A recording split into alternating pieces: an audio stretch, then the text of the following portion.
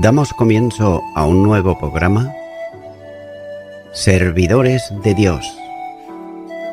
Quien te habla es Manuel Cornejo.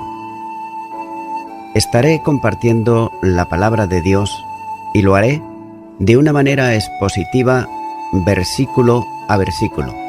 Y en esta ocasión será en el Evangelio de Marcos, capítulo 8 y versículo 17, donde dice: Y entendiéndolo Jesús les dijo: ¿Qué discutís? ¿Por qué no tenéis pan? ¿No entendéis ni comprendéis? ¿Aún tenéis endurecido vuestro corazón? La comprensión que Jesús tuvo de la situación de los discípulos se produjo por la discusión que había entre ellos y que él percibió. Ahora bien, cabe hacerse una pregunta y es la siguiente: ¿se trataba de un conocimiento sobrenatural o fue una percepción por oír lo que ellos decían? Debe tenerse en cuenta que lo más probable es que se trate de un conocimiento sobrenatural de la humanidad del Verbo de Dios que tuvo por comunicación de la persona divina en que subsiste. Y el Señor le va a reprochar con firmeza, pero también con amor, sobre aquella situación en que ellos se encontraban.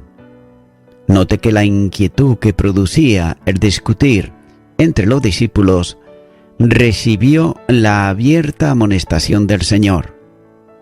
Para ello utilizó una serie de preguntas enlazadas que en sí mismas son un reproche a la actitud de ellos, pero que tenían como objeto restaurar su comprensión espiritual.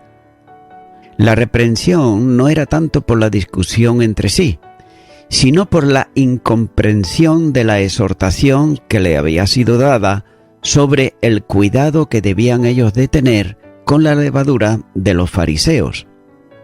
La primera pregunta aborda el problema de lo inútil que era pensar que las palabras del Señor tenían que ver con la falta de pan, ya que él, Jesús, conocía los pensamientos íntimos de cada uno y la inquietud de aquellas palabras suyas habían producido en ellos. La discusión, aunque se manifestaba en contraste de opiniones, surgía en la intimidad de cada uno de ellos. La reprensión tiene que ver con el pensamiento de ellos que creían que el hecho de haberse olvidado de traer pan o incluso por algún aspecto concreto de la elaboración del mismo con algún tipo de levadura había disgustado al Señor, ya que ellos no eran capaces de entender aún que él, Jesús, no estaba preocupado ni por una ni por otra razón, ya que hacía poco tiempo tuvo que enseñarles que lo que contamina al hombre no es lo que entra por la boca, sino lo que sale de ella, porque procede del corazón. Marcos, capítulo 7, versículo 15, dice: Nada hay fuera del hombre que entre en él, que le pueda contaminar, pero lo que sale de él, eso es lo que contamina al hombre. Por tanto, no se estaba refiriendo a la levadura que pudiera contener el pan, pero tampoco podía ser un problema que le causara disgusto el hecho de que solo tuviesen un pan. Si el Señor había sido capaz de multiplicar unos pocos panes y peces para alimentar una gran multitud, mucho más sencillo sería alimentar a los discípulos y a él mismo con el pan que tenían. Entonces, el problema deriva de la falta de comprensión de los discípulos a la lección del Señor. Y la segunda pregunta se dirige a la falta de comprensión de los 12. Note que las palabras que le había dicho fueron mal interpretadas por ellos. El Señor le había enseñado, pero ellos no estaban comprendiendo la enseñanza. El verbo que utiliza aquí Marcos tiene que ver con la comprensión mental, es decir, con percibir lo que la mente ha entendido. Ya que la mente de los 12 no captaba el sentido de las enseñanzas del Maestro. Y la tercera pregunta apunta a un problema interno, cuando le dice la dureza del corazón. Los 12 tenían el corazón embotado. No se usa el término corazón endurecido, en sentido de reverdía, sino de embotamiento por falta de comprensión, ya que el corazón embotado no discierne y por tanto no actúa conforme a la voluntad de Dios. Mateo dice que el Señor le llamó hombres de poca fe. Mateo capítulo 16 versículo 8. Esto quiere decir que la fe de aquellos seguía siendo una fe limitada. No era tanto que no conociesen el sentido de las palabras del Señor, sino de su falta de fe en el poder suyo para remediar aquella necesidad. Continúa ahora con el versículo 18, donde dice: ¿Teniendo ojos no veéis, y teniendo oídos no oís, y no recordáis? Nótese aquí el tono de reprensión a los 12, que sigue en estas nuevas preguntas. Las dos primeras partes de la oración que Mateo omite suenan al reproche profético de Isaías, que dirigió a Israel en el tiempo de crisis espiritual. Isaías, capítulo 6, los versículos 9 y 10, dice: Y dijo: Anda, y di a este pueblo, oíd bien y no entendéis, ved por cierto, mas no comprendéis. Engruesa el corazón de este pueblo, y agrava sus oídos, y ciega sus ojos, para que no vean con sus ojos, ni oigan con sus oídos, ni su corazón entienda, ni se conviertan, y haya para él sanidad.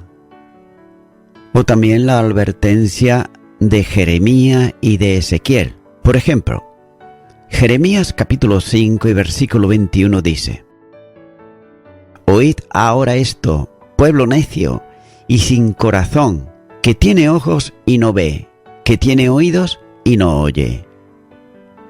Y Ezequiel capítulo 12 y versículo 2 dice: Por tanto tú, hijo de hombre, prepárate, enseres de marcha, y parte del día delante de sus ojos, y te pasarás de tu lugar a otro lugar a vista de ellos, por si tal vez entiendan, porque son casa reverde.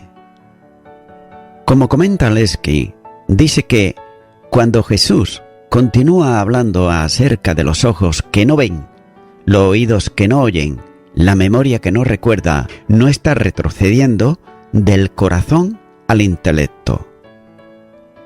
Los ojos, los oídos y la memoria se consideran como propiedades del corazón.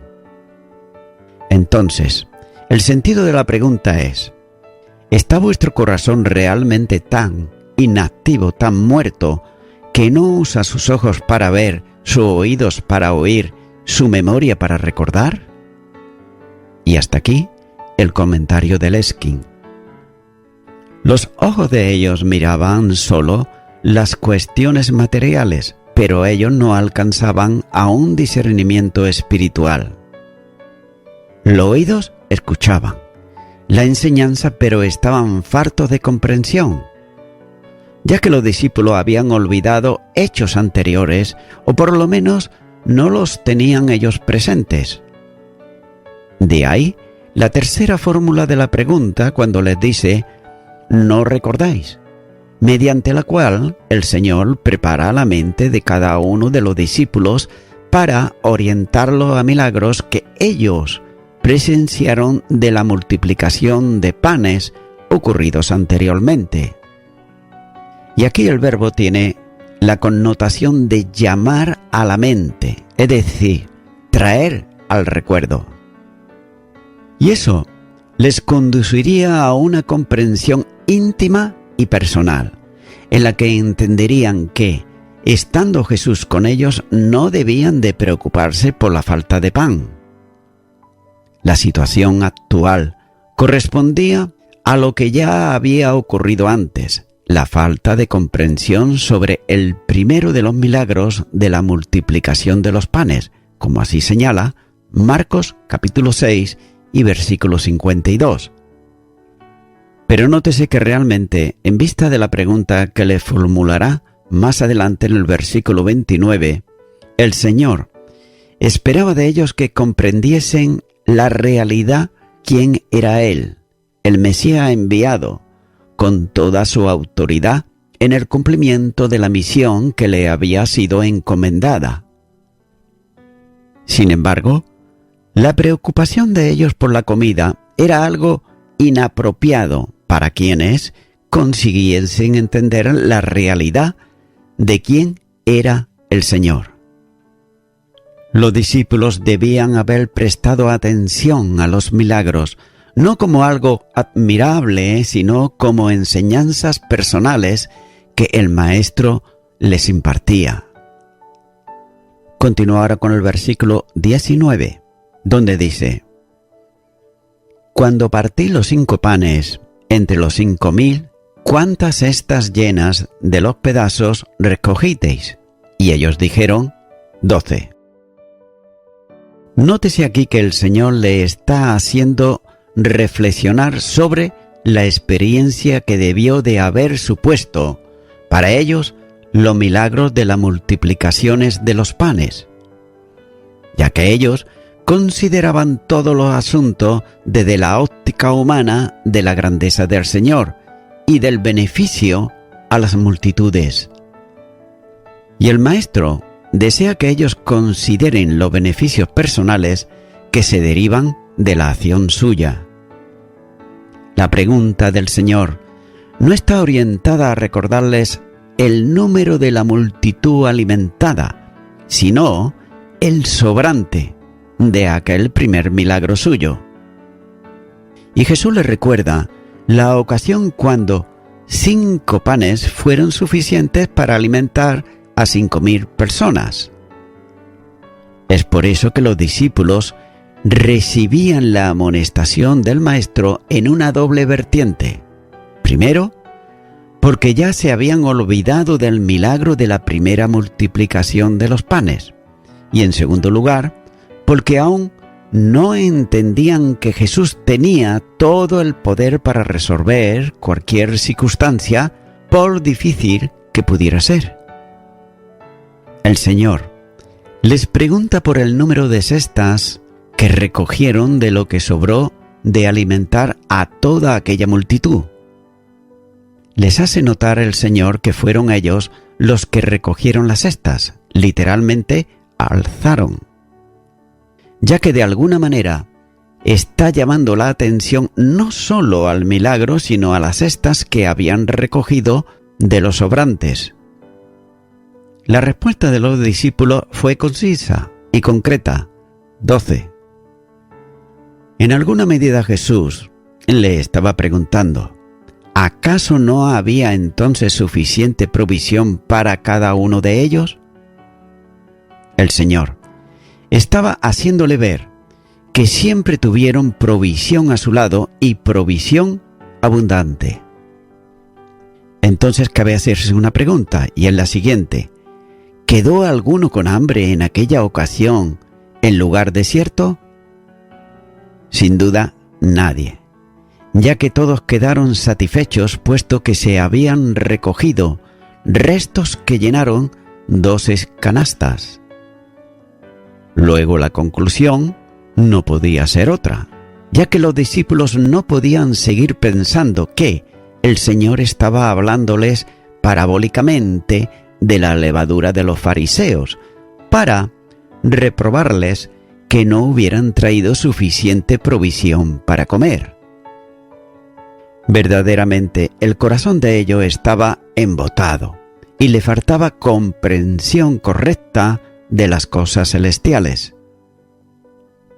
Continúa ahora con el versículo 20, donde dice: Y cuando los 7 panes entre 4000, ¿cuántas canastas llenas de los pedazos recogisteis? Y ellos dijeron: 7. El recuerdo del segundo milagro estaba en sus mentes, ya que era reciente y ellos conocían bien lo que había ocurrido cuando alimentó a una multitud de 4000 personas con la pequeña provisión de 7 panes. Pero note que aquí nuevamente el Señor les lleva no al hecho de la alimentación de la multitud, sino de la provisión abundante de las que habían recogido 7 espuertas o cestas llenas. Es interesante apreciar el uso distinto de la palabra para referirse a los recipientes en que se recogieron las sobras de la primera comida y lo que se usaron para esta segunda, mayores en tamaño que los usados para la primera. Y Jesús quiere que recuerden, no solo que de aquella misma provisión de alimentos había alimentado a una multitud, sino que habían recogido 7 cestas llenas. El hecho de usar 2 palabras distintas para referirse a las cestas en que se recogieron los sobrantes es una de las evidencias de que se trata de 2 milagros diferentes y no de uno duplicado. El Señor le recuerda las diferencias en el número de panes y en el número de personas alimentadas, y en el modelo de cestas con que recogieron los sobrantes, ya que quien había sido capaz de proveer con abundancia para 2 grandes multitudes también podía sin duda alguna dar provisión en aquel momento a un pequeño puñado de personas. El recuerdo de las bendiciones pasadas es elemento firme para sustentar la fe en el presente y hacernos palpar las bendiciones del futuro. El salmista nos exhorta a recordar siempre los beneficios de Dios, cuando dice en el Salmo 103, versículo 2, «Bendice alma mía al Señor, y no olvides ninguno de sus beneficios». La exhortación apunta directamente a la enfermedad de la ingratitud que se manifiesta en el olvido. Cuando no recordamos continuamente los beneficios de Dios, estamos en el camino del olvido de Él.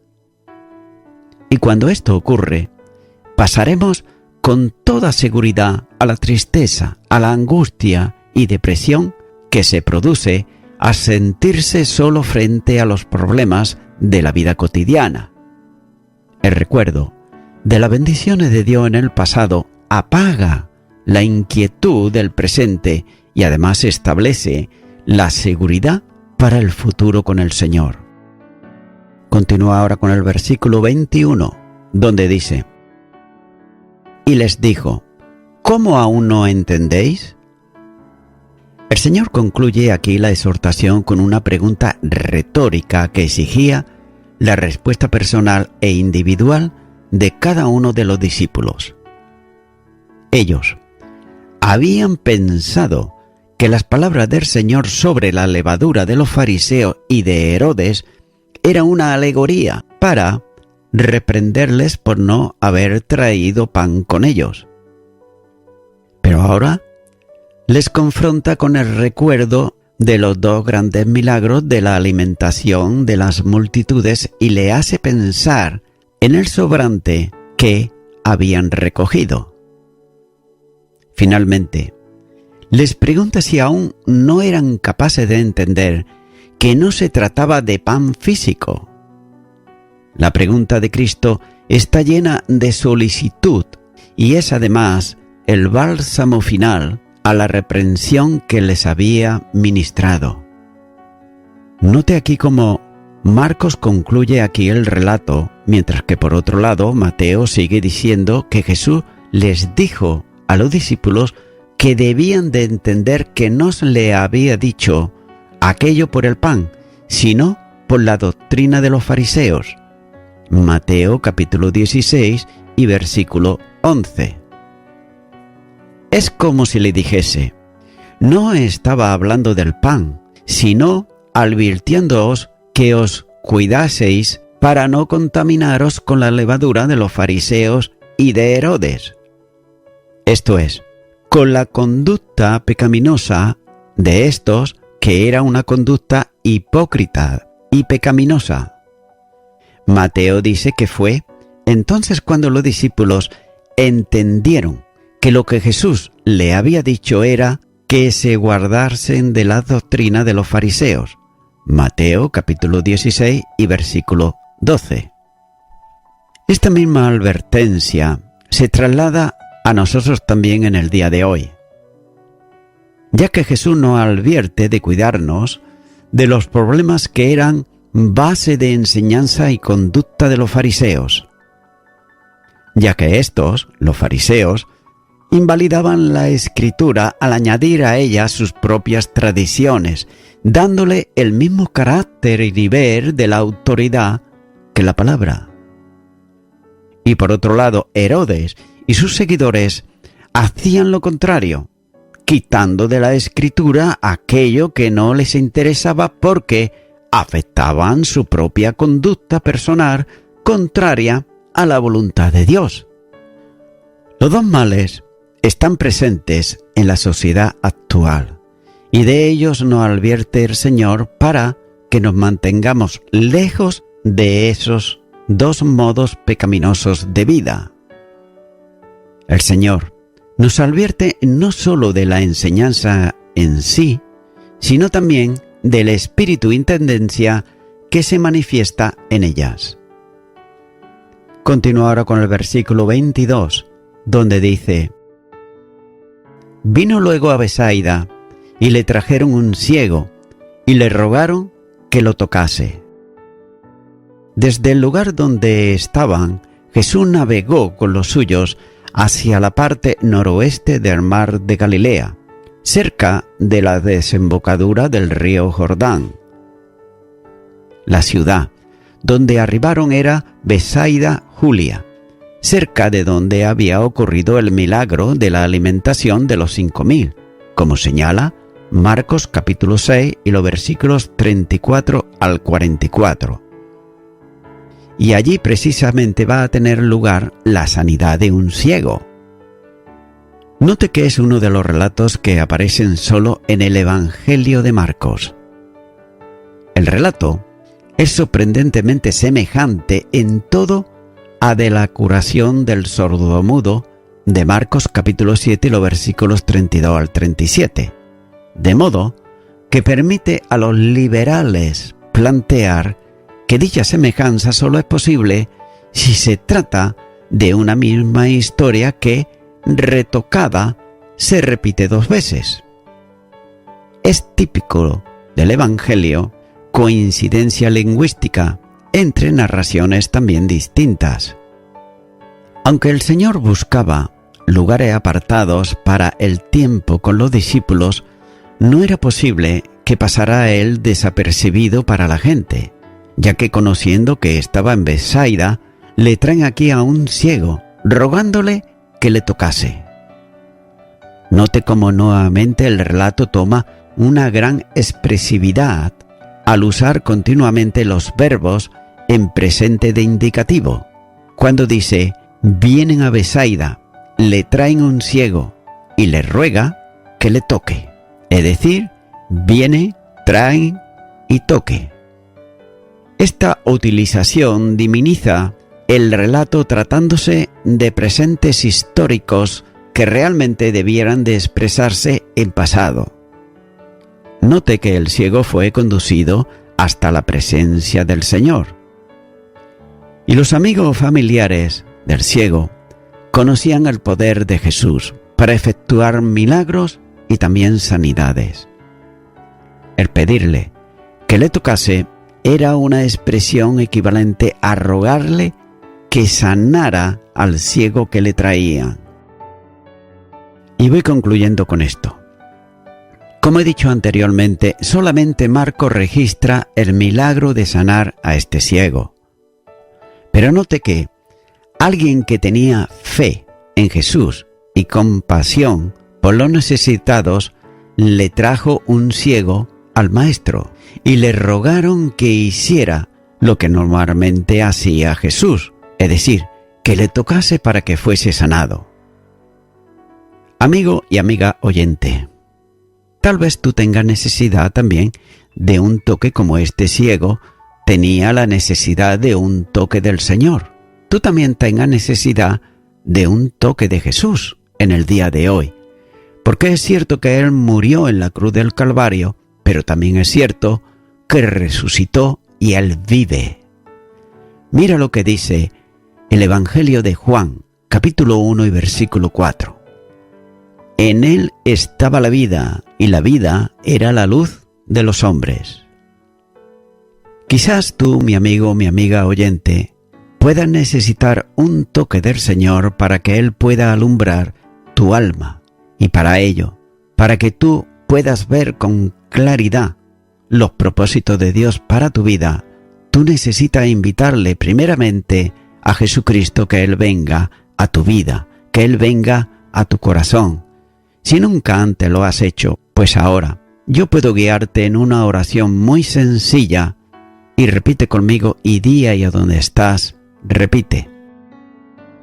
Señor Jesús, me confieso primeramente una persona pecadora delante de ti y quiero pedirte perdón por todos mis pecados y por todo el mal que he hecho.